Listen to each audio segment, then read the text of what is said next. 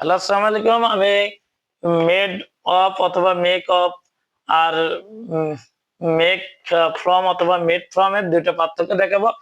দেখেন, এটা দুইটা অনেক প্রতিযোগিতা পরীক্ষা আছে। কোন উপাদান যে উপাদানের তৈরি তা যদি প্রত্যক্ষ বা চাক্ষুষ দেখে বোঝা যায় তার পূর্বে মেড অফ হবে। আর কোন উপাদান কি থেকে তৈরি তার প্রত্যক্ষ দেখে বোঝা যায় না, সেটার পূর্বে ফ্রম বসবে। দেখেন, দা অথবা paper paper is made dash dash would.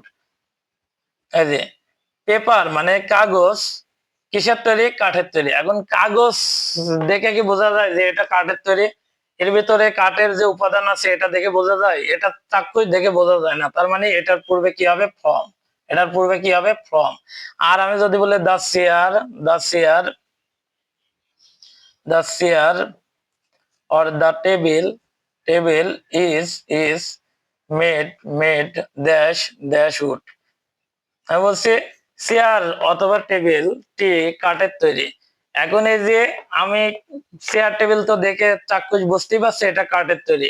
এই উপাদান যদি তার মধ্যে যে উপাদান থেকে তৈরি তার যদি প্রত্যক্ষ চাক্ষুষ দেখে বোঝা যায়, তার মানে চেয়ার এবং টেবিল দেখে বোঝা যায় এটা কাঠের তৈরি, এর ভেতর কাঠ বিদ্যমান, তার মানে যেটা দেখে বোঝা যায় সেটার পূর্বে কি হবে? অফ।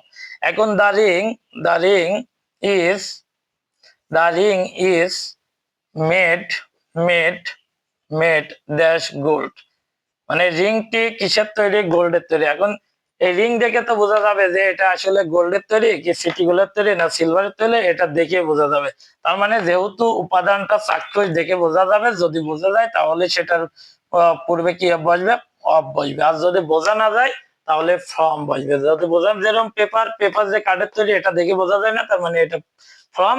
আর চেয়ার টেবিল দেখে বোঝা যায় যে এটা কাঠের তৈরি, এটা চাক্ষুষ দেখে বোঝা যায়, তাই এই পূর্বে অফ। রিংটা যে গোল্ডের তৈরি ওটা চাক্ষুষ দেখে বোঝা যায়, তার মানে এটার পূর্বে অফ। যেটা চাক্ষুষ দেখে উপাদানটা কিসের তৈরি এটা চাক্ষুষ দেখে যদি বোঝা যায়, প্রত্যক্ষ দেখে যদি বোঝা যায়, তার মানে সেটার পূর্বে কি হবে? অফ। আর যদি বোঝা না যায় তাহলে হবে ফ্রম। ওকে, আসসালামু আলাইকুম।